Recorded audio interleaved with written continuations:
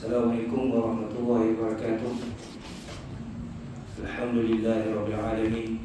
Hamdan yuwafi wa yukafi'u mazidah. Ya Rabbana lakal hamdu kama yanbaghi li wajhikal karim wa azimi sultanik. Alhamdulillahirabbil alamin. Bersyukur kita kepada Ilahi atas nikmat dan kurnianya masih lagi kita direzekikan Allah Subhanahu wa taala untuk kita sama-sama dapat turun solat maghrib pada hari ini, yang mana rezeki itu tidak dikurniakan kepada semua yang orang yang berada dalam bibian ini. Dan alhamdulillah, kitalah antara orang yang dipilih oleh Allah Subhanahu wa taala. Sesungguhnya dah satu rezeki dan kurniaan Allah yang sangat besar kepada kita sebagai hamba-Nya. Alhamdulillahirabbil alamin.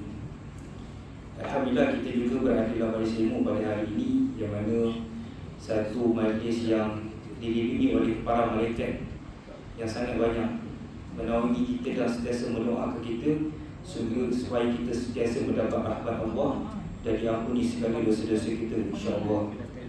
Dan Nabi SAW kata, sesiapa yang datang daripada rumah dia berwuduk, kemudian dia berjalan kaki, kemudian sampai ke masjid atau ke rumah Allah, kemudian dia solat. Pada solat tu, dia tunggu lagi satu waktu untuk solat. Sepanjang-panjang waktu dia menunggu untuk solat tu, malaikat sentiasa mendoakannya, ya Allah, ampunkanlah orang ni, ya Allah, rahmatilah, sampailah kita terbatal wuduk ke, sampai kita keluar pada masjid daripada rumah Allah. InsyaAllah hari ini saya nak berkongsi sikit lah, sebab sebenarnya kita nak berkongsi ni macam pendek. Kita angkat sikit. InsyaAllah hari ini kita nak berkongsi sedikit berkenaan tak lama lagi kita nak menjalani ibadah korban raya haji, kan? Jadi hari ini kita nak share sikit lah berkenaan sikit-sikit lah berkenaan raya haji, korban, fiqah dia apa kelebihan kepada orang yang buat korban. Siapa ke sini yang masuk korban tahun ni? Angkat tangan. Siapa yang masuk korban turun tangan. Semua masuk, alhamdulillah, semua masuk korban pada tahun ni. Alhamdulillah. Sebenarnya korban ni adalah kisah dia lah. Semua orang tahu kisah Nabi Ismail dengan Nabi Ibrahim. Tapi apa yang kita ceritakan sini menunjukkan kita punya sifat kehambaan kita kepada Allah Subhanahu wa taala. Siapa yang mampu, buatlah ibadah korban. Dalam mazhab Syafi'i kata, dia punya indikator macam mana orang tu dia dikategorikan sebagai mampu atau tidak mampu untuk buat korban ni. Kalau dia ada 3 hari punya makanan, maksudnya hari pertama punya makanan ada, hari kedua makanan punya kat rumah ada, hari ketiga pun ada, dia dikategorikan sebagai orang yang berkemampuan untuk melakukan korban. Macam kita sekarang mungkin duit lah, kita ada hari ni kita ada duit, esok pun kita ada duit untuk makan, lusa pun kita ada duit untuk makan, maka kita dikategorikan sebagai orang yang mampu untuk berkorban. Kalau kata 3 hari, 2 hari je dia mampu untuk sediakan makan untuk family dia tidak dimasukkan dalam kategori orang yang mampu untuk buat korban. Kita mazhab Syafi'i ni kita untung sebab mazhab Syafi'i dia tak wajib. Maksudnya kalau kita mampu ke, kalau mazhab lain, mazhab Hanafi, kita masuk kategori mampu, kita dah kira wajib lah. Kalau kita tak buat, kita berdosa. Tapi mazhab Syafi'i tak. Dia bagi sunat muakkad. Walaupun kita mampu, nak buat pun tak apa, tak nak buat pun tak apa. Itu mazhab Syafi'i lah. Siapa ada kat sini mazhab Hanafi? Yang mazhab Hanafi ni senang kan? Dia kalau dia ambil wuduk, dia tersentuh isteri dia tak batal wuduk, tu Hanafi tu. Ada kat sini? Tak ada kan? Batal wuduk lah, kalau tersentuh isteri batal wuduk lah. Mazhab Syafi'i lah semua tu. Tapi kalau dalam akad zakat tu, akad zakat kan, semua bagi beras ke bagi duit dekat ambil zakat? Dia nak tentukan mazhab ni, tak tahulah mazhab apa. Bagi duit. Siapa bagi beras kepada ambil zakat? Dia kalau mazhab Syafi'i yang betul-betul mazhab Syafi'i, dia kena bagi beras ke gandum ke. Kita ni dah orang cakap fiqah tu dia jadi luas. So kita ada ambil sikit mazhab lain untuk memudahkan urusan kita. Kita bayar dengan duit. Jadi tak boleh nak kata Tak boleh nak kata kita gunakan Syafi'i sepenuhnya lah. Ada pencampuran sikit untuk memudahkan dalam urusan muamalat. Sebab kalau semua orang bagi beras, saya takut Baitul Mal tak ada tempat nak simpan barang lah. Lepas tu takut bubuk lagi apa semua kan. So dia gunakan mazhab lain untuk memudahkan urusan kita. Baik, apa sejarah Raya Korban sebenarnya? Apa sejarah Raya Korban sebenarnya? Raya Korban, Hari Raya Korban ni sebenarnya kisah daripada Nabi Ibrahim dengan Nabi Ismail alaihissalam. Nabi Ibrahim alaihissalam ni dia seorang Nabi yang sangat hebat sebab dia lawan dengan Raja Namrud. Lepas tu dia boleh berlawan dengan Raja Namrud tu dengan debat. Ingat kisah yang dia tak pergi satu majlis kerajaan macam perayaan masa tu dekat Babylon. Lepas tu dia pergi kat dalam dalam rumah berhala. Dia pergi hancurkan semua berhala-berhala dekat situ. Dan kemudian dah habis dia pecahkan semua berhala, dia tinggalkan ada satu berhala yang paling besar. Dekat berhala yang paling besar tu dia gantung satu kapak. Kemudian orang-orang kecoh siapa yang buat. Kemudian orang kata ni mesti Ibrahim sebab dia yang paling bising dekat kawasan ni, kata supaya jangan sembah berhala-berhala apa semua. Kemudian Raja Namrud panggil Nabi Ibrahim AS. Dia tanya, kau buat ke? Kau pecahkan ke semua berhala ni? Nabi Ibrahim AS dia cakap, kau tanyalah berhala yang paling besar tu kan kapak ada dekat kepala dia. Dah semua orang jam, semua kata dia mana boleh bercakap. Nabi Ibrahim pun cakap, dan kau tahu dia tak boleh bercakap, kau jadikan dia Tuhan, kenapa? Jadi jam kat situ. Nabi Ibrahim ni seorang Nabi yang sangat hebat. Daripada Nabi Ibrahim lah turunnya Nabi Muhammad SAW. Dan kita pun setiap kali solawat tu kita baca kama sallaita ala Ibrahim wa ala ali Ibrahim fil alamin innaka Hamidum Majid. Maksudnya Nabi Ibrahim tu sangat tinggi dia punya martabat di sisi kita sebagai orang Islam. Dan agama-agama lain pun sama juga pandang hebat sebab dia punya sejarah yang dimasukkan dalam api dan dia tak terbakar, malah jadi sejuk dalam api tu. Banyaklah kisah-kisah kat situ berkenaan Nabi Ibrahim AS. Dia seorang Nabi yang sangat tua dan sangat lagi umur. Dia kahwin yang pertama dengan Siti Sarah. Dia kahwin dengan Siti Sarah, dia tak dapat anak lama tak dapat anak. Kemudian Siti Sarah dengan Nabi Ibrahim pun pergilah travel, berjalan, bermusafir. Kemudian dalam perjalanan tu dia diuji oleh Allah Subhanahu Wa Taala. Dia lalu satu kawasan, ada satu raja ni, raja kat kawasan tu dia suka dengan isteri orang. Dia kalau lalu je orang, dia akan tanya, ni isteri orang kan nak dara. Kalau nak dara dia tak layan, dia tak nak pun, dia nak isteri orang. Kalau kita kata, ni isteri aku, dia akan arahkan tentera dia, kau pergi ambil orang perempuan tu, bawa ke istana aku. Dia nak apa-apa kat perempuan tu lah. Dalam perjalanan masa tu, kemudian raja tu pun tanya dekat Nabi Ibrahim AS, siapa dengan kau ni? Dia kata, ini adalah adik aku, Ahi. Betul dalam bahasa Arab. Adik aku, adik perempuan aku. Yelah, Nabi Ibrahim tak tipu, betul lah. Saudara, bukan adik perempuan, dia kata saudara aku. Nabi Ibrahim tak tipu lah, saudara si Islam lah. Betul lah dia kata kan. Jadi raja tu pun macam tak percaya, betul ke ni? Bukan bini dia ni, rasa bini dia ni. Dia pun bawa pergi istana. Dia ambil Siti Sarah, bawa pergi istana. Dia nak apa-apa kat Siti Sarah.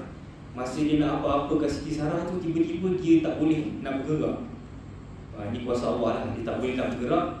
Dia nak pergi dekat Siti Sarah, jadi sesuatu kat dia. Nak pergi kat Siti Sarah, jadi sesuatu kat dia. Ini mukjizat. Jadi satu kelebihan Allah bagi kat Siti Sarah lah, ibunda Siti Sarah kita. Kemudian sebab raja tu macam tak boleh dapat apa-apa dekat Siti Sarah. Faham kot, tak boleh buat apa-apa dekat ni kan. Raja tu pun hadiahkanlah hamba, nama dia Siti Hajar. Itulah jadi Siti Hajar tu. Siti Hajar ibu kepada Nabi Ismail alaihissalam. Kemudian Nabi Ibrahim pun kahwin dengan Siti Hajar. Usia dah lanjut ni, tak dapat anak.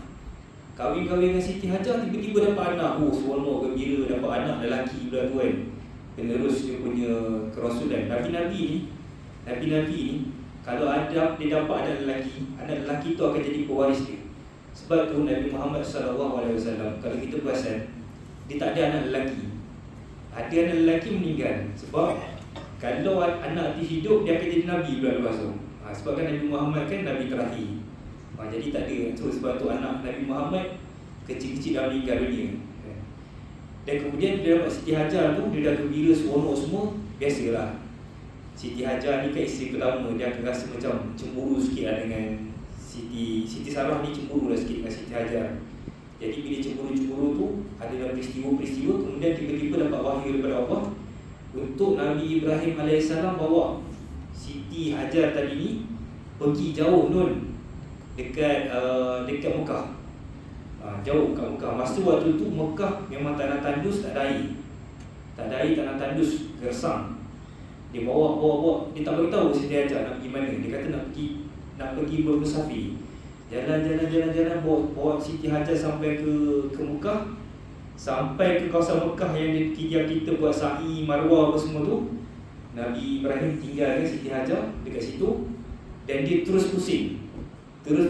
Mungkin dia sebab lah kot, sebab perintah Allah suruh tinggalkan dekat situ kan. Dia kan seorang Nabi yang sangat patuh kepada arahan Allah. Dia terus pusing. Dia pun berjalan pergi. Siti Hajar menjerit daripada jauh. Adakah ini arahan daripada Allah? Nabi Ibrahim tak berani nak pandang belakang. Mungkin dia sebab hati dia tak boleh nak tengok bini dia dengan anak kecil yang baru lahir, yang dia tunggu bertahun-tahun sampai dia tua baru dapat anak tu. Lepas tu Siti Hajar kata lagi, adakah ini perintah Allah? Nabi Ibrahim tak pandang lagi kali kedua. Kali ketiga, Siti Hajar kata, adakah ini perintah Allah? Kalau ianya perintah Allah, aku akan tinggal kat sini.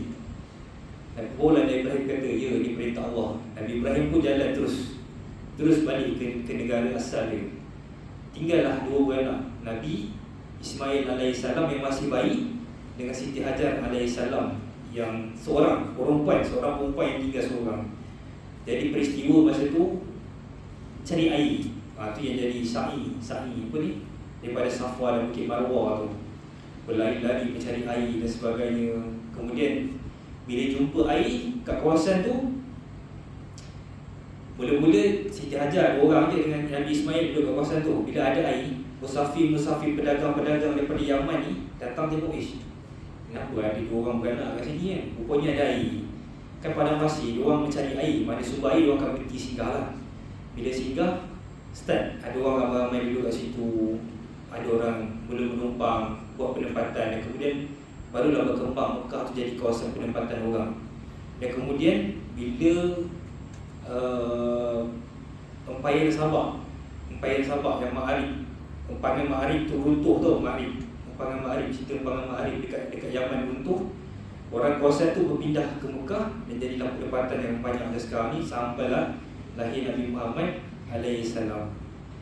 Dah lama ni Nabi Ibrahim tinggalkan Siti Hajar dengan Ismail dekat Mekah. Kembali semula dan dia bercakap, aku dapat mimpi pada Allah untuk sembelih kau. Tadi pasal macam mana kau dapat tadi? Ayah dah tinggalkan lama, tiba-tiba datang, aku dapat perintah, aku dapat mimpi daripada Allah untuk sembelih kau.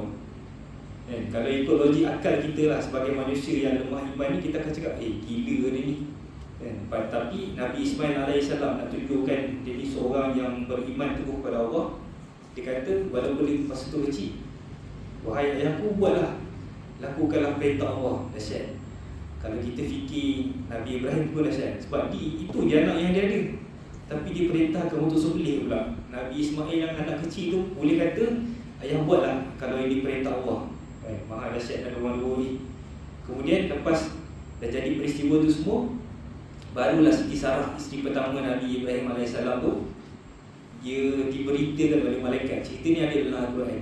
Dua orang malaikat datang kepada Siti Sarah, bagi tahu kau akan mendapat anak tak lama lagi. Siti Sarah ni dah tua sangat dah. Tua sangat dah. Dia rasa macam lucu sangat. Masa tu Siti Sarah, dia duduk kat sebalik langsir. Malaikat jumpa Nabi Ibrahim. Masa tu sebenarnya malaikat on the way nak pergi terbalikkan kota Sodom, saya rasa. Kota Sodom yang terbalik tu, yang kaum Di tu kan. Dia on the way nak pergi situ, tapi dia pergi singgah jumpa Nabi Ibrahim. Dia bagi tahu pasal berita, kau akan dikurniakan seorang anak daripada Siti Sarah. Siti Sarah dengar berita tu dekat belakang tabir langsir, tergelak. Tentulah tergelak. Malaikat dengar, dia gelak. Malaikat kata namakanlah anak tu nanti sebagai Ishak. Sebenarnya gelak tadi tu, Ishak, hak-hak tu kan.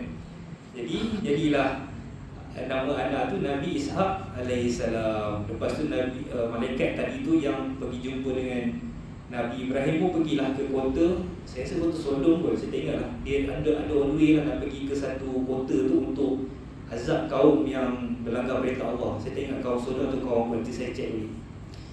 Dan itulah kisah berkenaan sejarah ibadah korban.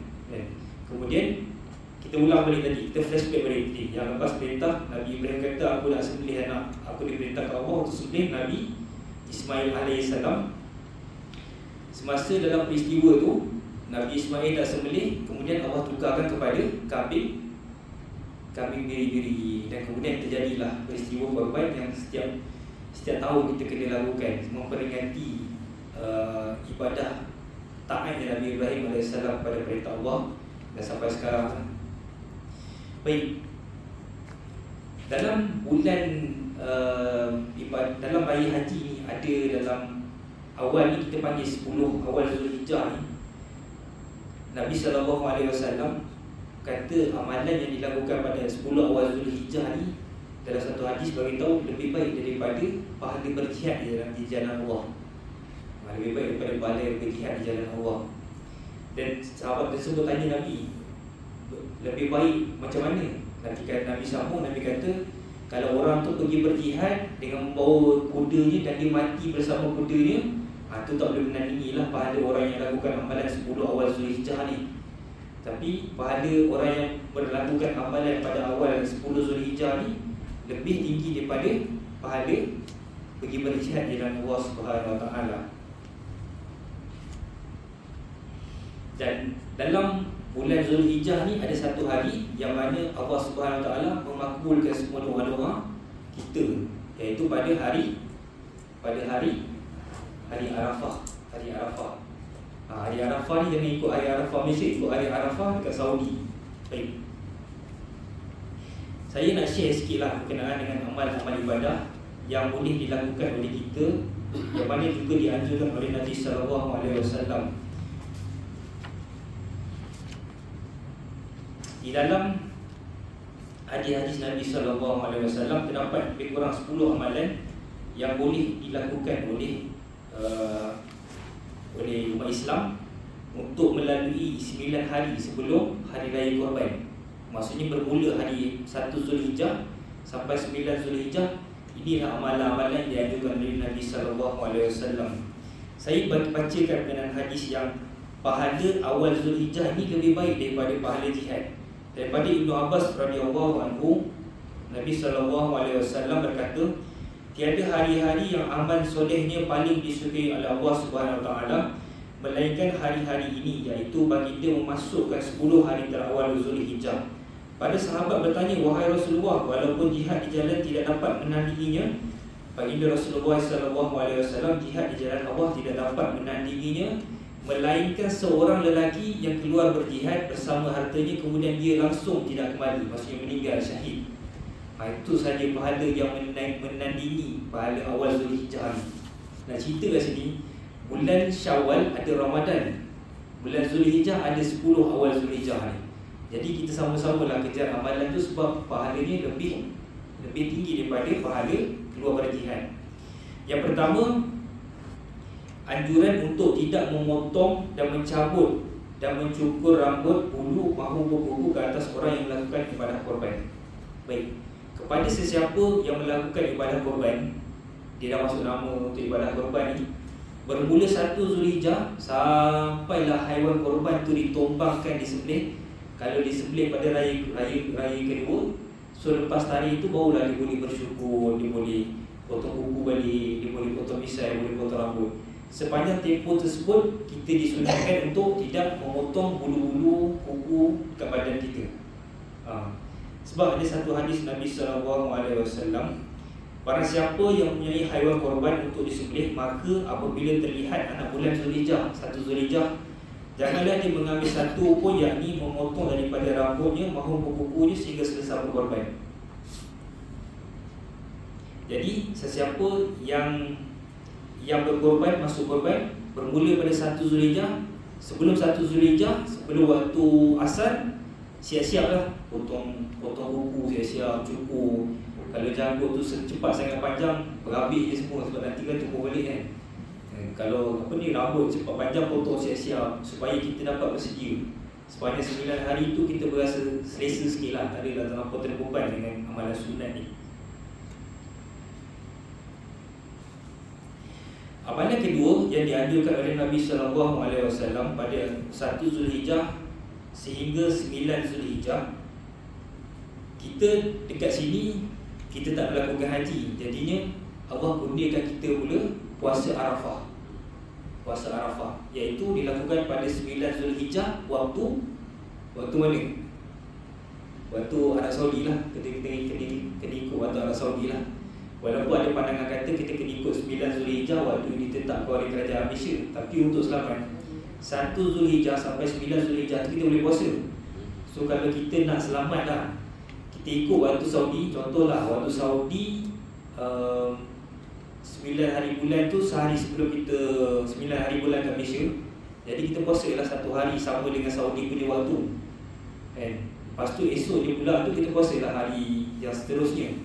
Jadi selamat kita dapat memang confirm kita dapat hari Arafah punya puasa tu. Hari Arafah punya puasa. Jadi bagi umat Islam yang melakukan ibadah haji, dia tak boleh puasa. Kita je Allah kurniakan untuk kita berpuasa. Dengan pahalanya Allah ampunkan dosa kita tahun sebelumnya dan tahun selepas. 2 tahun Allah ampunkan dosa kita, tahun sebelumnya dan tahun selepas. Kemudian kita umat Islam dilarang berpuasa pada 11, 12 dan 13. Maksudnya lepas hari raya haji tu, hari pertama, hari kedua, hari ketiga, kita dilarang berpuasa. Sebab apa? Allah Subhanahu Wa Taala kata hari raya Korban ini adalah hari untuk makan dan minum. Jadi tak boleh puasa pada masa waktu tu. Jadi dia 10 Zulhijjah. Apa? 11. Puasa. Haram puasa. Jadi haramkan puasa.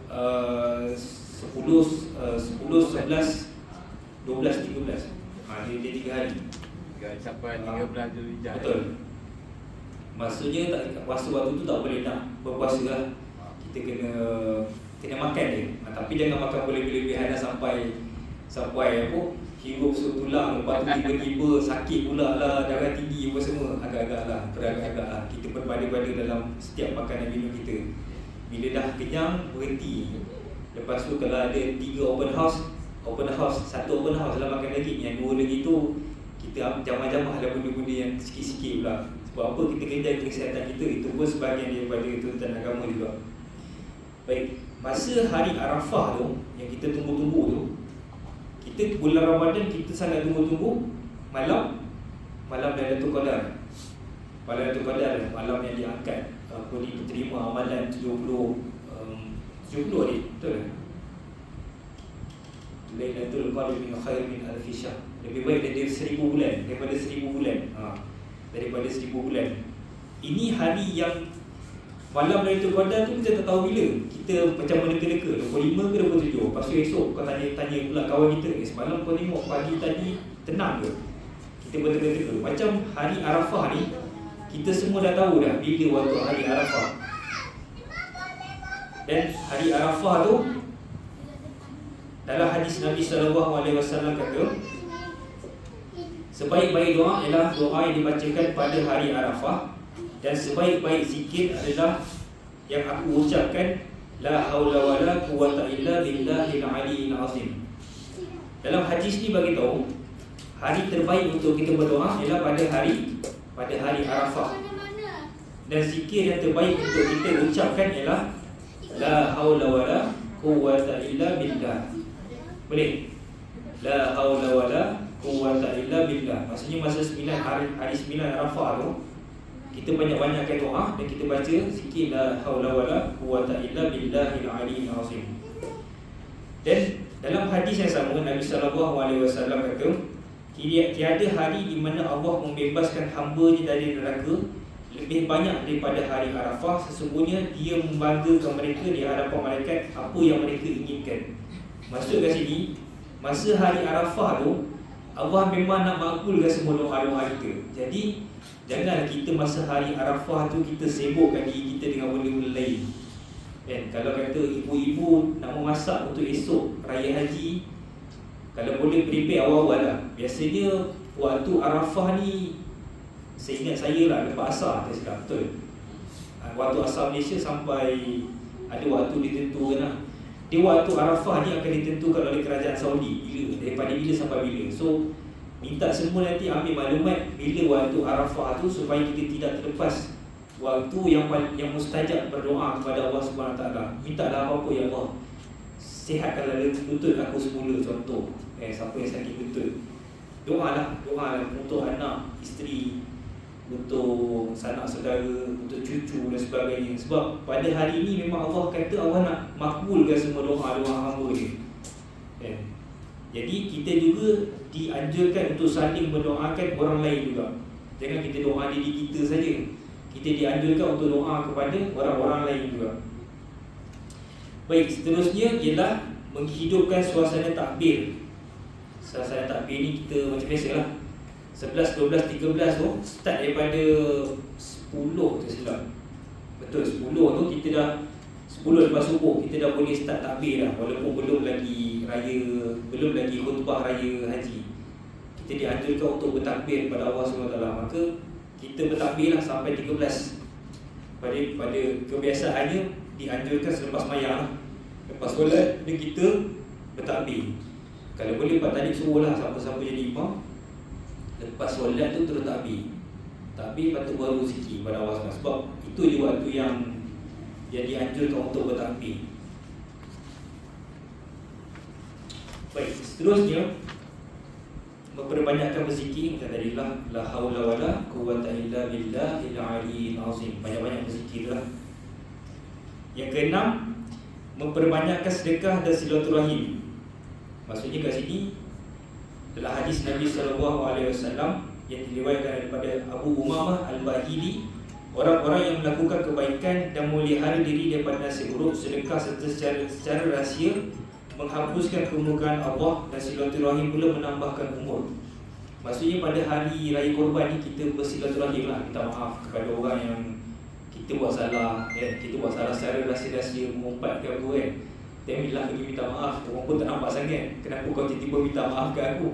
Sebab hari-hari lain kalau minta maaf nampak macam awkward sangat. Mesti orang tanya, kau buat salah apa dengan aku sebenarnya? Tapi hari-hari raya ni orang tak tanya lah kenapa minta maaf. So ambillah kesempatan untuk kita meminta maaf pada hari tersebut. Kemudian amalan yang ketujuh, mentadabbur Al-Quran, baca Al-Quran.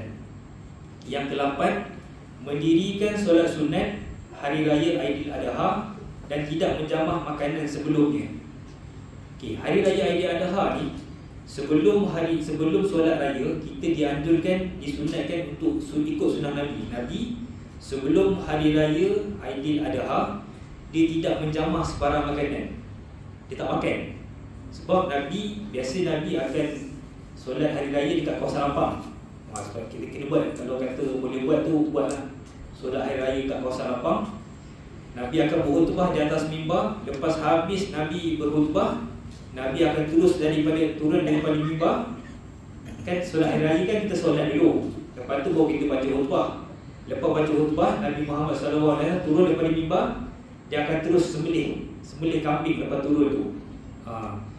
Itu amalan Nabi. Dan lepas tu baru Nabi makan. Waktu tu baru Nabi makan.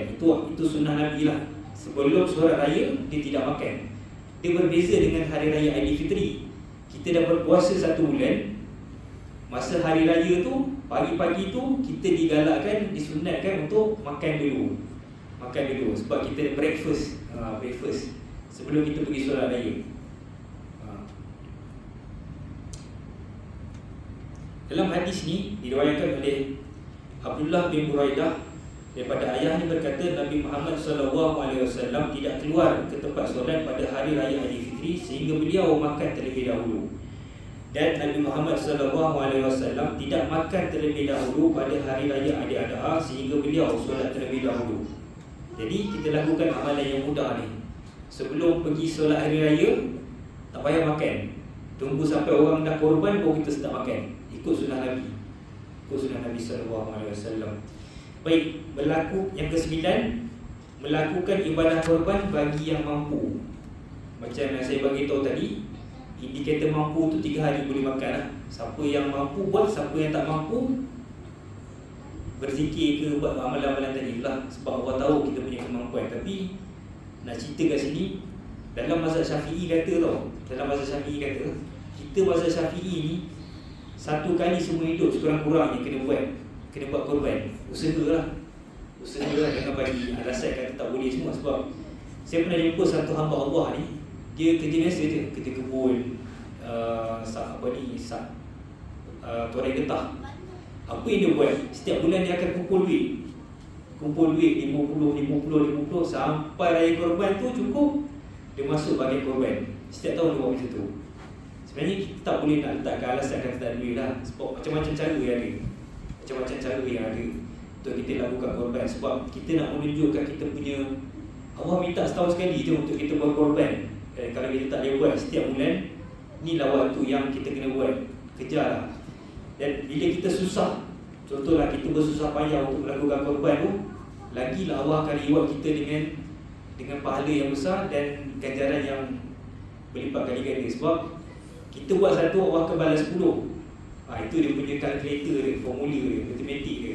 Jadi kalau kita bersungguh-sungguh, kita buat sungguh-sungguh, dapatkan macam mana nak buat korban semua ni, insya-Allah Allah akan gantikan dengan yang lebih baik. Dan hadis daripada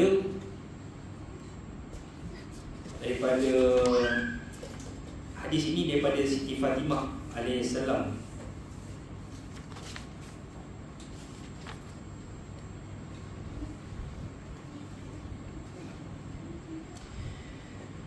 Daripada Zaid bin Arqam radhiyallahu anhu, Nabi sallallahu alaihi wasallam berkata, "Wahai Rasulullah, apakah haiwan korban itu?" Baginda bersabda, "Ini adalah sunnah bapa kalian, iaitu Nabi Ibrahim alaihissalam." Mereka berkata, "Lalu kami mendapat apa, wahai Rasulullah?" Setiap haiwan tersebut, baginda bersabda, pada setiap bulu ada satu kelebihan.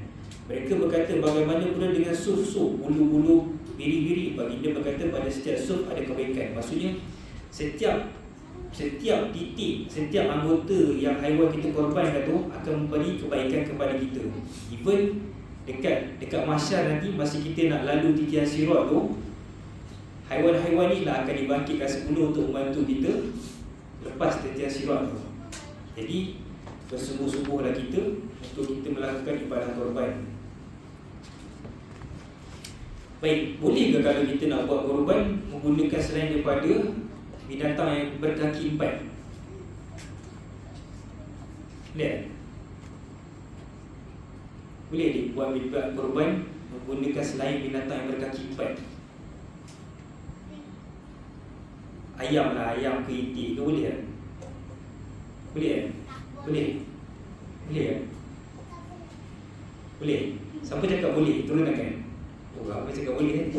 Tak ada. Okay, korban ni dia hanya boleh menggunakan binatang yang berkaki 4. Binatang yang berkaki 4. Contohnya yang paling afdal, Nabi kata yang paling afdal 2 lah, kambing biri-biri dan juga lembu. Sebab dia banyak bahagian yang kita boleh manfaatkan kepada orang lain. Kemudian kambing biasa, kemudian kerbau, binatang yang berkaki 4. Binatang yang berkaki 4 saja kita boleh buat untuk korban. Selain daripada binatang haiwan yang bukan berkaki 4, tidak dikira sebagai haiwan korban. Kalau kita sembelih itu untuk makan saja lah, sedekah-sedekah lah. Baik, korban ni ada 2 tau. Satu kita panggil korban wajib. Apa dia korban wajib? Apa korban wajib? Korban wajib apa dia, Abang Ramli? Korban wajib macam mana? Itu bagi orang hidup lah. Bagi hidup kan? Saya minum air tu sebelum saya jawab. Jawab tu. Apa dia korban wajib? Korban ni ada 2. Satu korban wajib, satu korban sunat. Korban wajib ni contoh lah, saya bagi contoh. Kita bernazar, kita kata kalau aku dapat, contohlah ni jawatan, aku akan korban seekor lembu. Tu kita wajib buat. Dan bila kita buat korban wajib ni, contohlah dia kata seekor lembu kan, kan kalau ikut korban kita kena buat 3 bahagian. 1/3 untuk orang miskin, 1/3 untuk diri sendiri, 1/3 untuk yang kita nak bagi siapa-siapa lah, kita bagi jiran-jiran ke apa kan. Korban wajib ni kita panggil nazar ni, korban nazar ni. Kalau kita buat korban nazar, kita niat korban nazar, kita tak boleh bagi tau dekat, tak boleh bagi kat jiran-jiran, kita sendiri pun tak boleh ambil. Kita kena bagi 100% tu kepada fakir miskin ataupun seingat saya pelajar-pelajar, maksudnya pelajar fisabilillah. Semuanya kita kena bagi korban nazar. Tu kena beza lah tu. Jangan kita main sesuka hati niat, lepas tu kita makan. Sebab bila kita makan, kita kena ganti balik. Contohlah, kita niat nazar, kita tak tahu, kemudian kita pun ambil lah, sedap pula ekor ni, saya ambil ekor semua ni bagian saya ni. Kita pun makan ekor korban nazar kita tadi tu. Apa yang kita kena buat? Kita kena ganti balik bagian ekor yang kita ambil tadi tu. Sebab kita punya niat kita korban nazar. Itu korban wajib. Kalau tak buat, berdosa. Korban sunat pula ialah macam contohlah, surau buka korban, masuk satu bahagian. Memang kita tak ada niat apa-apa, memang kita nak berkorban kerana Allah Ta'ala saja. Itu saja. Itu korban sunat. Bila korban sunat, barulah ada pembahagian 3 bahagian tadi tu. 1/3 untuk orang miskin, 1/3 untuk diri sendiri, 1/3 untuk kita nak bagi kat siapa-siapa lah, jiran ke, bagi adik ke, bagi siapa-siapa, tak kisah pun, kita hadiahkan kepada orang kaya pun boleh. Itu korban sunat dengan korban wajib. Baik, waktu raya korban ni kita boleh sembelih korban raya pertama, kedua dengan ketiga saja. Selepas daripada hari raya tu, kita dah tak boleh korban, tak boleh nak berkorban. Kalau kita sembelih luar waktu, dia tidak dikira sebagai korban. Dia kira sebagai apa? Sebagai hori-hori je lah, makan kenduri. Sebagai sedekah lah, dia tak jadi dari korban lah. Baik, boleh ke orang yang bantu kita untuk berkorban ni, dia ambil upah daripada kita? Contoh, surau buat satu majlis korban, lepas tu ramai tolong, tukar sembelih, lepas tu orang yang melapah semua kan. Balik tu diorang kata, minta upah sikit lah, minta upah sikit boleh lah. Diorang tolong ni, kita pun tadi penat. Memang kalau diorang tak tolong, memang kita memang letih lah. Boleh ke diorang nak minta upah daripada kita, orang yang mengorbankan lembu tadi tu? Apa tu? Jawapan apa tu? Saya minum air dulu, sebelum tu jawab. Apa jawapan tu? Boleh berkorban, tak boleh lah upah. Tak boleh upah kan? Kalau berkorban. Itu yakin tu Yakin dengan jawapan tu Baik, kalau kita berkorban, orang yang membantu kita tu, diorang tak boleh ambil upah. Kalau ambil upah, berdosa lah. Berdosa. Jadi apa yang kita boleh buat, contoh harga lembu tu RM4,000, kita dah bayar RM4,000, kita nak bayar upah-upah orang tadi tu, kita guna tambahan duit lain pula. Itu kalau kita nak bagi upah lah. Tapi kalau nak share bajet, senang je. Habis sembelih tu kan ada bahagian-bahagian kita dah bagi sikit-sikit tu, dia cakap, nah tu, ni hadiah untuk tu, settle. Itu dia punya istilah, jangan cakap upah. Cakap ni hadiah untuk orang yang tolong, bagi. Kita bagi sebagai hadiah. Itu untuk kita nak share bajet lah. Tapi kalau ada bajet tambahan, macam kat masjid-masjid, biasa diorang dah masukkan sekali lah, 4,300, 200 tu untuk upah pentadbiran. So dah settle lah kat situ. Macam tu boleh. Tapi kalau kita kata daging-daging tu kita nak bagi upah, tak boleh. Okay. Boleh tak orang yang korban tadi tu, orang-orang yang berkorban tadi, ramai-ramai tadi tu, dia tiba-tiba teringin nak kulit lembu semua sekali? Boleh tak dia ambil semua sekali? Boleh tak?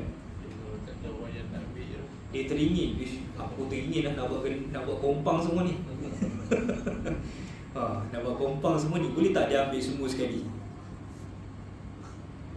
Apa buat tadi? Jawapan apa buat tadi? Boleh tak? Dia sebenarnya still kena bahagikan juga kepada orang-orang yang korban tadi tu. Jadi apa cara dia kalau kita nak ambil semua bahagian tu? Sebab yelah, bukan semua orang pandai nak memanfaatkan kulit lembu tu. Kita kena minta persetujuan daripada semua orang. Boleh tak kalau aku ambil kulit ni? Kalau semua kata 6 orang lagi kita kata boleh ambil lah. So kita boleh ambil. Tapi kalau ada seorang kata aku nak separuh, bagi dia separuh. Kita kena minta persetujuan daripada semua orang. Walaupun orang kata alah boleh je pun, bukan boleh buat apa kan. Kita kena minta persetujuan juga. Sebab itu bahagian orang. Kita kena minta persetujuan orang untuk kita ambil bahagian tadi tu. Dia ada satu soalan Ustaz. Korban, si korban tu dia teringin nak ekor tu. Tapi apa dia cakap dengan ni lah peserta yang korban dia kan untuk asingkan untuk yang orang korban. Boleh tak Ustaz? Sama konsep je tadi tu. Kita kena dapatkan persetujuan daripada tuan punya korban tu. Kalau tuan punya korban kata ambil lah, kita ambil lah. Tu tak jadi masalah pun. Kalau tuan korban tu dia nak juga ekor tu, kena bagi kat dia. Kena bagi kat dia. Kita kena bagi sebab itu hak dia. Itu hak dia. Boleh tak kita buat korban, kita menggunakan duit yang kita jumpa kat tepi jalan? Tak macam ni, kita jalan, jalan-jalan, lepas tu kita jumpa duit RM1,000 kat tepi jalan. Lepas tu RM1,000 ni kita tengok kat surau Al-Duha, ada korban lah, 700 boleh masuk ni. Boleh tak kita buat korban 700 menggunakan duit yang kita jumpa tadi tu? Saya tanya boleh ke tak boleh? Siapa boleh teka? Betul? Sebab tu Macam mana? kita jumpa duit, lepas tu kita buat korban kena duit jumpa tadi. Boleh tak? Duit jumpa buat korban. Ya.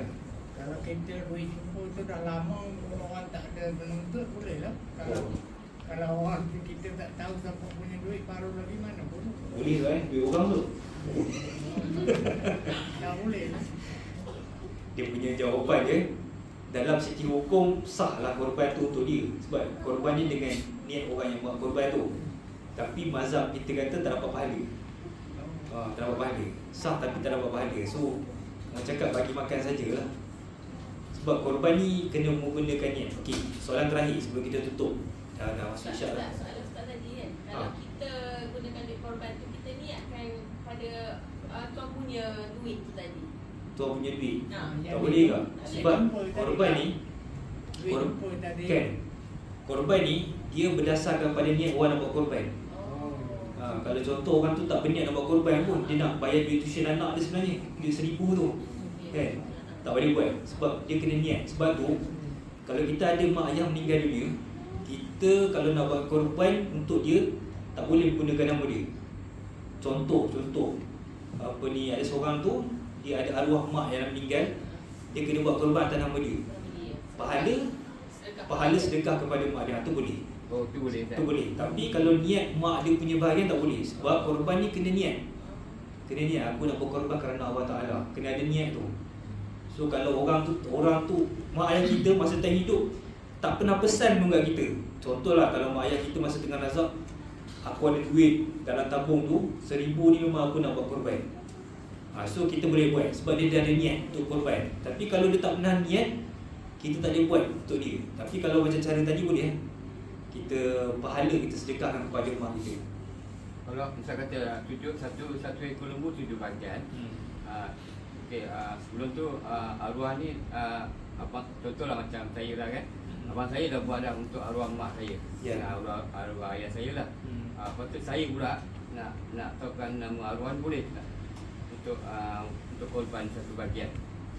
Dia macam ni. Dua bahagian lah. 2 bahagian. Dia konsepnya korban ni kena orang tu sendiri yang berniat. Kalau mak tak pernah berniat, jangan buat atas nama mak, buat atas nama Pak Talib. Pahala diniatkan kepada mak. Buat 3 bahagian, 10 bahagian boleh. Satu lembu seorang pun boleh. Tu kalau mampu lah. Kalau kata seekor kambing, satu nama lah. Kalau lembu boleh bahagikan 7. Kalau 7 tu kita nak ambil 7 bahagian untuk kita semua, boleh. Tak ada masalah. Tak ada masalah. Saya nak tanya Ustaz. Ya. Ada setengah surau tu kan dia buat korban, tapi tulang-tulang rosok ni, semua tulang-tulang semua dibasuh situ. Lepas tu perut dia bagi ke indung, kaki-kaki ni semua dibagi bangla. Macam mana tu? Kebiasaannya pengurusan surau tu kena tanya dengan orang yang buat korban tu, dia nak tak tulang. Biasa dia dalam orang tu nak tulang kan, dia kena tik nak tulang, nak perut dia kena tik. Orang bekerja bagilah sikit-sikit, tapi sebagai hadiah. Tapi yang tulang-tulang Senin ni semua basuh. Dia kebiasaan Makan dia, di situ lah. dia punya cara dia, kalau kita nak buat macam tu, kita kena tanya orang yang buat korban tu setuju ke apa nak ambil tulang. Tulang ni untuk masak jemaah ni. Kalau dia kata okey boleh, tak ada masalah. Tak ada masalah. Tapi korban ni sebenarnya kena bagi mentah, bukan kena bagi yang bermasak. Kalau masak tu kita bagi akikah sebenarnya. Tapi terpulang lah, itu cara masing-masing lah. Tak ada pun halangan, tak ada pun kata haram. Boleh lah buat. Selalunya perut-perut ni orang Hindu je ambil. Kena ditanam. Kena minta persetujuan daripada semua ahli korban. Kalau semua setuju, boleh. Kalau semua seorang kata aku nak, kita kena bagi. Sebab tu memang hak dia. Itu memang hak dia. Baik, ada soalan lagi? Yang ke-10 yang terakhir. Dia tersilap tadi. Amalan yang terakhir ialah kita makan daging korban dan bagikan kepada asnaf serta fakir miskin. Itu amalan ke-10 lah. Siapa yang buat korban kena makan daging korban. Orang sedekah daging korban kita makan. Dan kalau kita ada daging korban, kita sedekah kepada asnaf dan fakir miskin. Soalan yang seterusnya, kita buat korban. Lepas tu kita teringat ada satu kawan kita ni duduk dekat tadi orang mana? Melaka. Kat Melaka. Orang miskin kat Melaka. Kita nanti lepas raya haji, dalam 2 minggu lepas tu kita nak balik Melaka. Boleh ke kita simpan dulu daging korban tu untuk bagi kat dia nanti? Boleh? Faham? Boleh. Kita buat korban dekat kontena Masyarah. Kita buat kat kontena Masyarah. Kita dah buat korban semua. Tapi ada satu bahagian tu kita tak sedekah lagi kat fakir miskin. Kita 2 minggu lagi kita baru nak balik Melaka, kita nak bagi dekat kawan kita yang kita ingat kat Melaka tu. Boleh tak kita nak simpan daging tu untuk bagi 2 minggu lagi nanti kat Melaka? Boleh tak kita simpan daging korban? Boleh. Dia tak kisah pun. Yang penting korban masa waktu korban kita nak bagi bila pun tak kisah. Itu tak kisah. Okey, sebelum saya tutup, ada apa-apa soalan? Ada Pak Trik? Okey ya. Korban 7 bahagian. Okey. Contohlah yang saya cakap tadi lah kan. Adakah perlu masuk nama arwah ni nak dimasuk ke atau tidak? Tak nama Pak Trik. Tak payah. Tak nama Pak Trik, pahala tu disedekah kepada arwah. Sedekah jelah. Ya. Pahala sedekah. saya. Sebab ada 3 amalan yang kalau kita dah meninggal pun tak putus. Yang pertama doa anak yang soleh. Pak Talib lah anak yang soleh tu. Pak Talib buat amalan dapat dekat mak. Niatkan dapat dekat mak. Yang kedua, sedekah jariah. Sedekah jariah ni macam wakaf. Yang ketiga, ilmu yang bermanfaat. Contohlah mak Pak Talib bagi tahu pasal ibadah korban semua tu. Itu ilmu bermanfaat tu. Sebab sampai dengan ilmu yang mak Pak Talib bagi tahu tu, Pak Talib nak buat korban pada tahun ni untuk mak Pak Talib. Jadi kalau kata berniat nak buat ke arwah, kena buat macam tu lah cara dia. Letak nama kita, pahala disedekahkan kepada arwah. InsyaAllah. Kadang-kadang kita tak faham. Ya, betul. Sebab korban ni niat orang buat korban. Kalau macam kita ambil duit suami, kita nak buat korban pun tak boleh. Sebab suami kita tak niat pun duit tu nak buat korban. Kan boleh dalam hukum syarak, isteri ambil duit suami untuk nafkah. Ya, betul. Betul. Lepas ni balik boleh ambil lah. Sebab ada hadis daripada Hindun. Hindun ni isteri kepada Abu Sufyan. Dia kata Abu Sufyan ni kedekut. Dia tanya Rasulullah, boleh tak aku nak ambil duit apa ni Abu Sufyan? Nabi kata boleh, ambil sekadarnya. Ambil sekadarnya. Tapi dalam bab korban, isteri tak boleh buat macam tu. Sebab korban ni berdasarkan kepada niat suami. Baik, wallahu a'lam. Assalamualaikum warahmatullahi wabarakatuh. Yang baik pada Allah SWT, yang buruk kepada diri saya sendiri. Kalau apa-apa soalan boleh WhatsApp saja lah. Okay. Assalamualaikum warahmatullahi wabarakatuh.